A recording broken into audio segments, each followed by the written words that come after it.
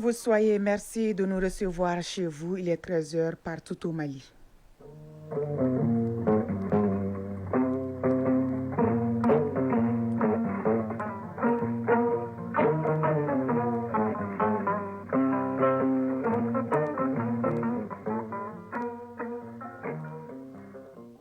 Le journal Combat Cissé. Mesdames et messieurs, bonjour, bienvenue dans ce journal. Les titres. Ouverture au CICB hier de la première édition du Forum international de la diaspora. 3 jours durant, les Maliens vivant dans 77 pays réfléchissent sur les enjeux et défis pour une diaspora au cœur du développement économique national. La cérémonie d'ouverture était présidée par le chef du gouvernement.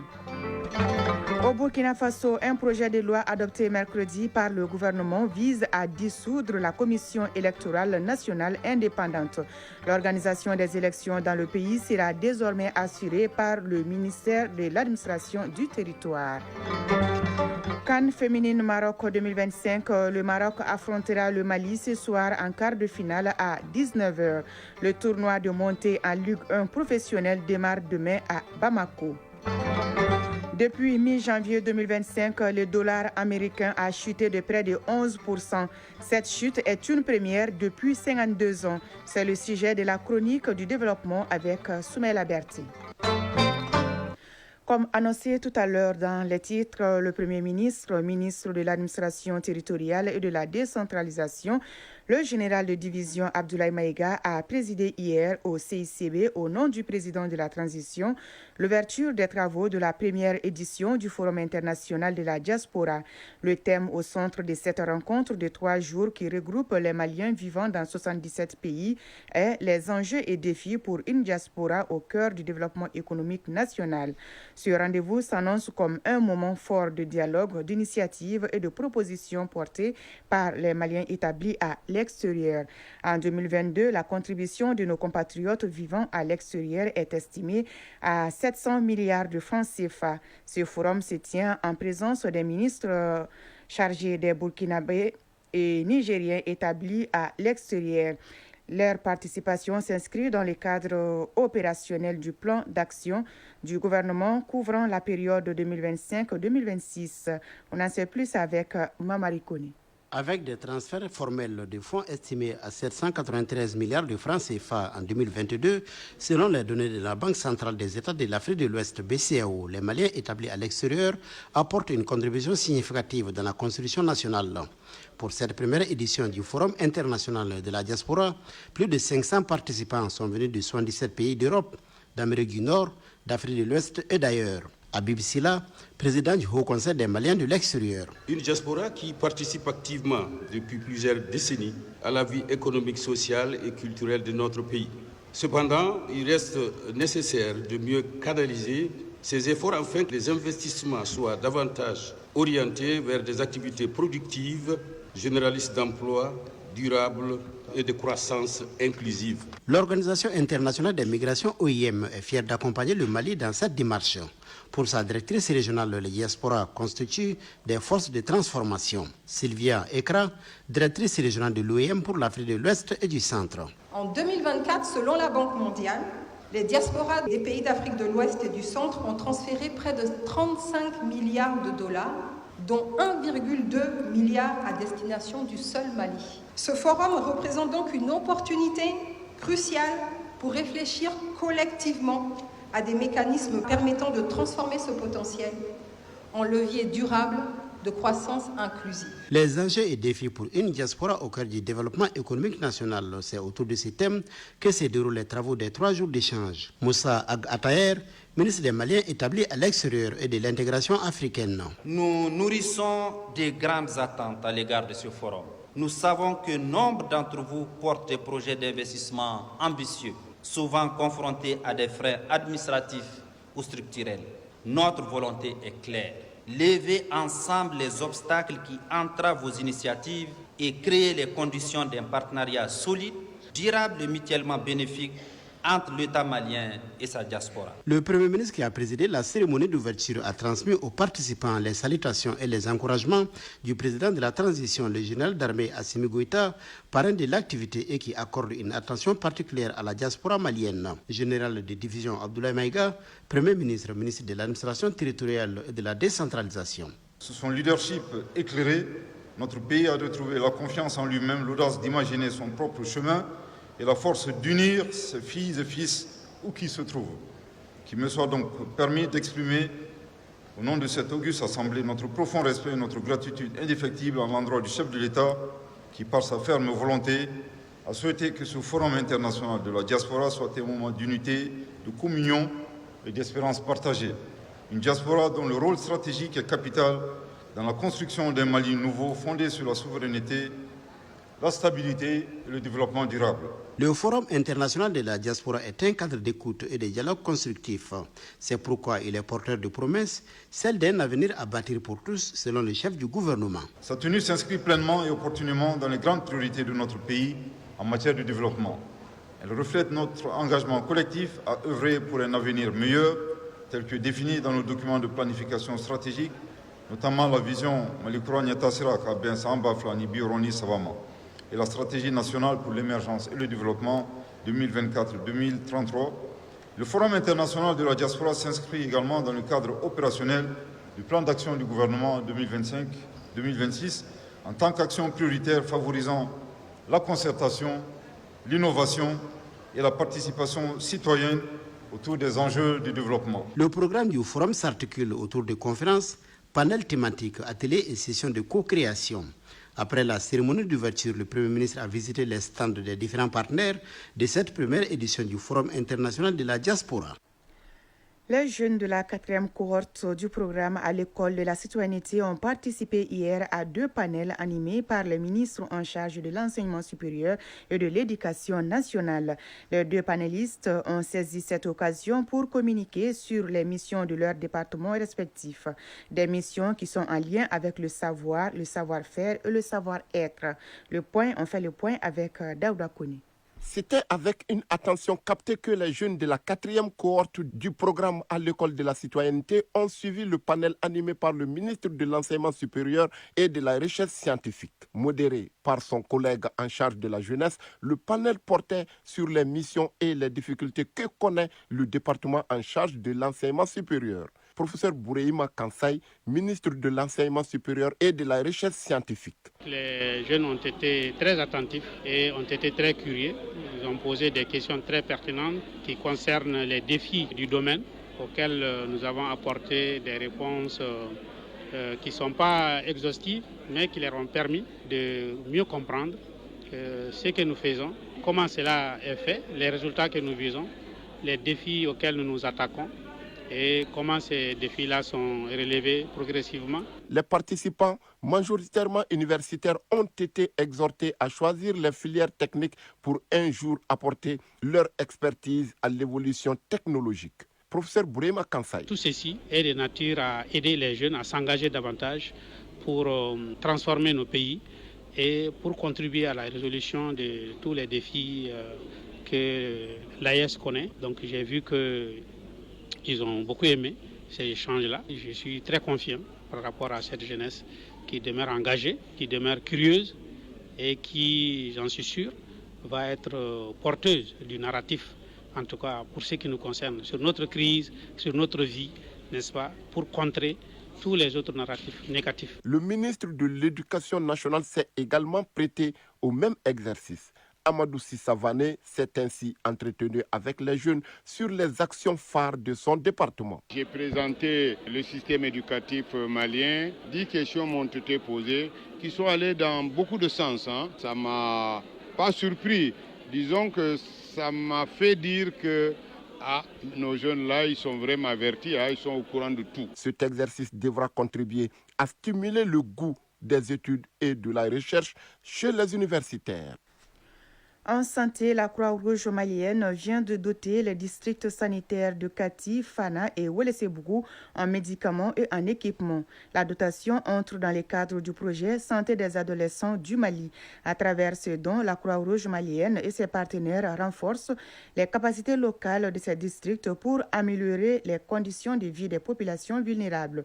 La remise symbolique s'est tenue au siège de la Croix-Rouge malienne. Inaba. Au Mali, selon la Croix-Rouge malienne, des milliers d'adolescents font face à des défis majeurs pour leur santé, particulièrement en matière de soins adaptés, d'éducation sanitaire et de prévention. Le projet Santé des adolescents du Mali répond à ces besoins et apporte des solutions grâce à la Croix-Rouge malienne et ses partenaires. À travers ce don de médicaments et d'équipements, la Croix-Rouge renforce les capacités locales pour que ces jeunes bénéficient d'un meilleur accès aux soins de santé essentiels. Nouhoum Maïga, secrétaire général national de la Croix-Rouge malienne. Ces médicaments et équipements médicaux d'une valeur totale de plus de 140 millions de francs CFA contribuent à renforcer le plateau technique des structures sanitaires bénéficiaires. Ces lots comprennent des médicaments tels que des antibiotiques, des antiparasitaires, des antipallidiens, des antalgiques, de palier 1 et des consommables. Financé par les Affaires mondiales du Canada, le projet Santé des adolescents du Mali est mis en œuvre par la Croix-Rouge malienne et celle du Canada. Il contribue à améliorer les indicateurs en matière de santé de la reproduction. Kyogoma Valérie, chef de coopération Mali-Niger de l'ambassade du Canada au Mali. Les médicaments qui seront remis serviront entre autres à la prise en charge des cas de paludisme, de maladies respiratoires aiguës et de malnutrition chez les enfants de moins de 5 ans. Nous servirons également aux consultations et soins pré- et postnatales pour les mères et les nouveau-nés. Maïga Minti Saban, représentante du ministre de la Santé et du Développement social. Nous, on ne cesse de remercier la Croix-Rouge malienne et la Croix-Rouge canadienne et surtout le projet SAM pour cette donation des médicaments et des kits pour Ouelessebougou, Kati, Fana. Je demande aux bénéficiaires de prendre soin de ces kits et de ces médicaments parce que les populations ont fort besoin de ça. Le projet SAM a touché plus de 3000 personnes. Il vise à renforcer l'accès aux soins et à améliorer les conditions de vie des populations vulnérables. Hors de nos frontières, après plus de 2 décennies d'existence, la Commission électorale nationale indépendante du Burkina Faso va disparaître. Un projet de loi adopté mercredi par le gouvernement vise à sa dissolution, la qualifiant de budgétivore et sujette aux influences étrangères. En effet, la CENI était financée à hauteur de 760 000 € chaque année, soit près de 500 millions de francs CFA. Et selon les autorités du Faso, l'organisation des élections dans le pays sera désormais assurée par le ministère de l'administration du territoire. Au Cameroun, Maurice Kanto, ancien membre du mouvement pour la renaissance du Cameroun MRC, a officiellement déposé sa candidature aujourd'hui à Yaoundé pour l'élection présidentielle du 12 octobre prochain. Âgé de 71 ans, il se présente sous la bannière du mouvement africain pour la nouvelle indépendance et la démocratie, accompagné de cadres de son parti. Il devient le 12e candidat enregistré. Il est à rappeler que les interdictions faites par la loi au MRC d'investir un candidat sont toujours en vigueur. Cette interdiction fait suite au boycott en 2020 des élections législatives et municipales par ce parti. Le Togo a organisé hier les élections municipales, un rendez-vous important dans le cadre du processus de décentralisation entamé par les autorités. Le scrutin s'est cependant déroulé dans le calme, mais avec une faible participation des électeurs. Aucun incident n'a été signalé dans la matinée malgré un contexte politique tendu. Le mouvement M66, collectif d'activistes principalement issus de la diaspora, avait en effet lancé un appel à la désobéissance civile. La France a officiellement achevé ce jeudi le retrait de sa dernière force militaire permanente au Sénégal. Cette remise marque la fin d'une présence militaire depuis l'indépendance en 1960. Ce retrait fait suite à l'appel lancé l'année dernière par le président Bassirou Diomaye Faye pour que toutes les forces pour que toutes les troupes étrangères quittent le pays. Le général Mbaye Cissé a déclaré que ce retrait s'inscrivait dans le cadre de la nouvelle stratégie de défense du pays. Évolution dans l'affaire du crash du Boeing Air India, le commandant de bord est soupçonné d'avoir coupé volontairement les interrupteurs qui alimentent les moteurs en carburant, provoquant la chute du vol 171 de la compagnie aérienne le 12 juin. L'annonce a été faite suite au rapport des enquêtes préliminaires du Bureau indien d'enquête sur les accidents aériens. Retour au pays où le directeur Afrique de la Fédération internationale de la Croix-Rouge séjourne actuellement. Il a saisi l'occasion pour effectuer une visite à Koulikoro où il s'est entretenu avec le personnel du comité local de la Croix-Rouge de Koulikoro. Ensuite, la délégation a procédé à une série de visites successivement à Kayo, à la station ORTM de Koulikoro et à Massala pour constater de visu quelques réalisations de la Croix-Rouge. Adama Traoré. Cette visite à Koulikoro s'inscrit dans le cadre d'une visite des différentes réalisations effectuées par la Croix-Rouge en deuxième région en faveur des communautés locales. Charles Bouzinger, directeur Afrique de la Fédération internationale de la Croix-Rouge. Ma visite, c'est aussi pour pouvoir rendre visite à ceux qui sont affectés par les inondations, par l'insécurité alimentaire ou les aléas de la santé, pour pouvoir constater et voir vraiment les programmes qui sont mis en œuvre par la Croix-Rouge malienne, bien sûr, et ses partenaires, pour qu'on puisse aussi voir quelles sont les directives qu'on peut aussi donner lors des instances. La délégation s'est rendue à la station régionale de l'ORTM Koulikoro. À cet endroit, une adduction d'eau a été réhabilitée par la Croix-Rouge également. Cette visite s'est achevée à Massala, une localité de la commune rurale du Néguétan. La délégation s'est rendue à l'unité de production des savons de l'association des femmes de cette localité. Charles Bouzinger, directeur Afrique de la Fédération internationale de la Croix-Rouge. Nous sommes là en tant que Croix-Rouge et donc voir tous ces programmes qui sont mis en œuvre, qui contribuent au développement des revenus de ces personnes-là à Koulikoro ici. Vraiment, ça c'est quelque chose qui me rend heureux. Le directeur Afrique de la Fédération internationale de la Croix-Rouge et sa délégation se sont entretenus avec le personnel du comité local de Koulikoro. Les échanges ont porté sur les préoccupations de l'air, à savoir les conditions de travail et la prise en charge des volontaires. Koulikoro, Adama Traoré, Salif Maïga pour l'ORTM.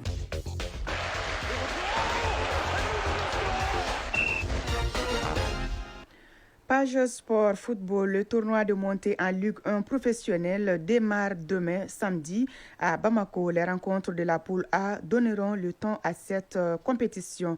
Football féminin, le championnat national prendra fin dimanche à la faveur de la 6e journée de la phase Caridas.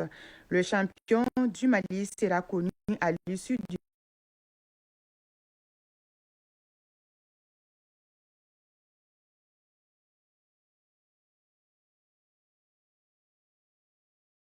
de Rabat, coup d'envoi 19h. Le résumé de l'actualité sportive avec Isaac Tchenou. CAN féminine Maroc 2025, le Maroc affrontera le Mali en quart de finale. Cette rencontre se jouera au stade olympique de Rabat. Le Mali, 3e du groupe C, en quête d'une première qualification en demi-finale depuis le passage à 12 équipes. Eh bien, nos envoyés spéciaux, Assa Soumaré et Omar Katraoui, nous parlent de cette affiche. Le Mali, malgré un parcours mitigé, lors de la phase de groupe, a réussi à décrocher un ticket pour les quarts de finale de la CAN féminine Maroc 2024.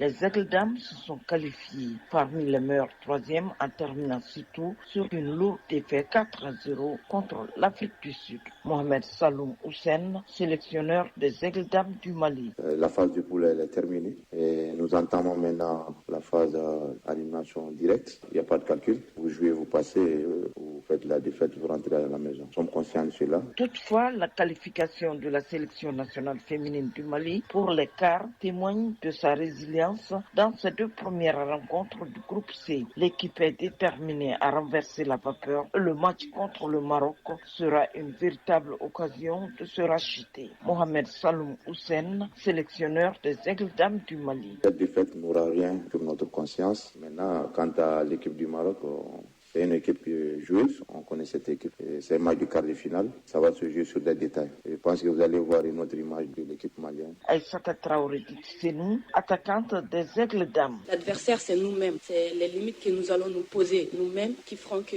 ça pourra basculer de notre côté ou bien de leur côté. Mais nous, de notre côté, on a beaucoup plus d'envie. On est motivé, on a envie de se racheter par rapport au résultat du dernier match. De son côté, le Maroc, en tant que pays hôte, a fini premier de son groupe avec 7 points. Les Lions de l'Atlas s'affirment comme l'une des favorites de la compétition. Soutenus par un public passionné qui les encourage à chaque instant. Leur jeu, basé sur une forte cohésion d'équipe et des talents individuels, leur donne un avantage indéniable en cette phase éliminatoire. Mais l'équipe malienne ne compte pas se présenter en victime expiatoire. Mohamed Saloum Houssen, sélectionneur des Aigles Dames du Mali. Nous savons bien que c'est une équipe joueuse qui ne lâche rien, qui croit en elle. Nous saurons comment pouvoir les contrer, vu leurs forces et également sur leurs faiblesses. Marocaines et Maliennes se connaissent bien pour avoir disputé beaucoup de matchs amicaux où les Marocaines ont souvent eu le dernier mot. Aïssata Traoré Senou, attaquante des Aigles Dames.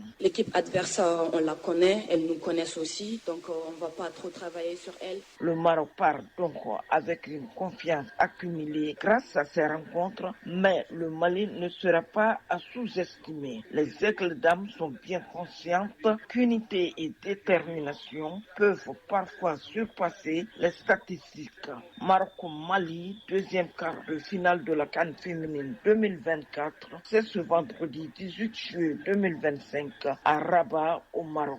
Depuis Rabat, Assa Soumaré et Oumar Traoré pour l'ORTM.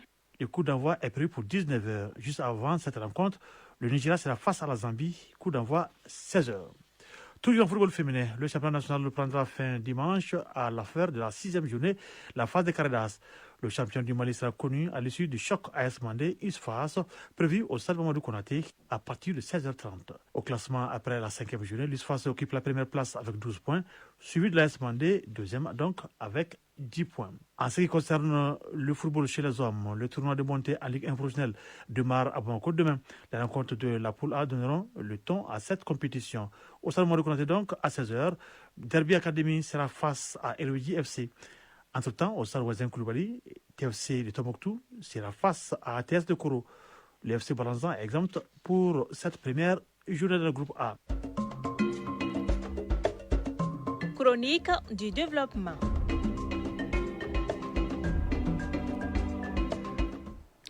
Nous vous l'annoncions dans le titre, le dollar américain a chuté de près de 11% depuis mi-janvier 2025. Une première depuis 52 ans car le cours de cette monnaie n'avait plus connu une telle déroute. Mais cette situation est loin d'être fortuite car voulue par l'actuelle administration américaine pour relancer son économie. Quelles sont les causes de cette baisse du taux d'échange du dollar US et ses répercussions sur l'économie mondiale? Élément de réponse dans la chronique du développement du jour avec Soumela Berthe et Marc Daméli. Les phénomènes ne s'étaient pas produits depuis 1973. Le dollar américain enregistre sa pire performance avec une chute de 10,7% durant le premier semestre de l'année et reste confronté à divers obstacles en ce début du second semestre. Alors, quelles sont les causes de cette déroute du billet vert? Écoutons les explications du Dr Madou Cissé, économiste. La première cause de la chute du dollar, c'est l'incertitude dans laquelle les États-Unis sont plongés présentement avec l'arrivée du clan MAGA au pouvoir, à savoir Make America Great Again. Les incertitudes du président américain à travers les taxes font que les investisseurs n'ont plus la même envie de placer leur épargne aux États-Unis, ce qui fait que l'offre de dollars étant supérieure à la demande, du coup, il va y avoir d'abord une première dépréciation de cette monnaie parce que les places financières donnent des signaux négatifs par rapport au dollar. Mais il y a un autre aspect qui est en filigrane, c'est que Donald Trump cherche aussi la dépréciation du dollar pour relancer son économie. Donc, avec un dollar fort, les exportations américaines piétinent. Et en ce moment, il faut tout faire pour faire baisser le taux de change du dollar. Cette chute du dollar US pourrait avoir d'importantes répercussions sur les investissements et le commerce international. Mais pour les États-Unis, dont le poids sur ces deux secteurs est estimé à 21%, ils ont tout à gagner. Les conséquences de la chute du dollar, ce sont des conséquences voulues par l'actuelle administration. C'est pour relancer les exportations. Maintenant, un dollar faible, c'est ça leur objectif. En termes d'échange, ça va booster leurs exportations. Donc, du coup, faire baisser leurs importations et donc soigner davantage leur balance commerciale. Ça, c'est du point de vue économique pour les États-Unis. Maintenant, au plan international, un dollar faible signifie que les rendements des placements qui seront faits en dollars seront faibles. Donc, du coup, cela va pousser les investisseurs stratégiques ou encore institutionnels de rapatrier leurs fonds vers d'autres horizons. Mais attention, comme on le dit, le diable niche dans les détails. Les investisseurs tiennent compte dans un premier temps de la rentabilité, ce qui est normal, mais aussi ils tiennent compte de la prime de risque. Le risque encouru par des placements qui peuvent se faire ailleurs. Mais les États-Unis demeurent toujours une superpuissance qui est plus sûre que presque n'importe quel pays du monde. Donc, à la fin, l'impact de la monnaie restera tel quel et ça n'impactera pas significativement le fonctionnement de l'activité mondiale. Mais ça fera beaucoup de bien pour les États-Unis dans le long terme. La bonne nouvelle est que cette déroute du dollar US n'aura pas de répercussions sur notre monnaie, le franc CFA. Au contraire, elle demeure une opportunité pour les pays en développement qui doivent la saisir pour anticiper le remboursement de leurs dettes en cette période précise.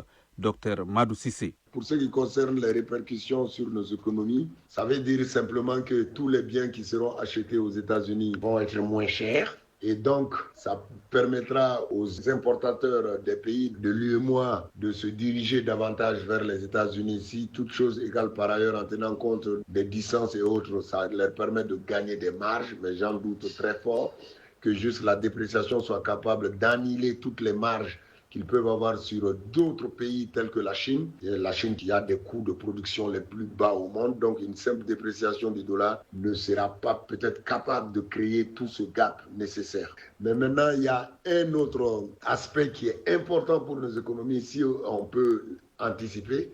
C'est-à-dire un dollar très faible signifie que les dettes deviennent très faible aussi. Ça veut dire que comme nous payons nos dettes en dollars, c'est les dettes qui sont libellées bien sûr en dollars, donc ça signifiera que quelque part, c'est le bon moment de payer ces dettes. Plus le dollar dégringole, plus les dettes deviennent de plus en plus moins chères en termes de remboursement, surtout si elles sont libellées en dollars. Et c'est ce qui est le cas des pays africains. À en croire le spécialiste, cette tendance devrait se poursuivre, notamment dans un contexte d'incertitude entourant les droits de douane.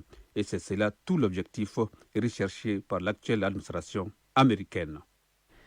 13h passées de 27 minutes. Mesdames et messieurs, c'est l'essentiel de ce journal. Au micro Koumba Sissé, la partie technique est assurée par Bintou Traoré, réalisation Hawa Traoré et Lala Damile. La mise en ligne est assurée par Badji Touré, coordination Brahma Traoré. Merci à vous de l'avoir suivi. Les avis et communiqués, c'est tout de suite avec Fatim Damile. Bonne écoute à Radiophonique. Bon après-midi à toutes et à tous.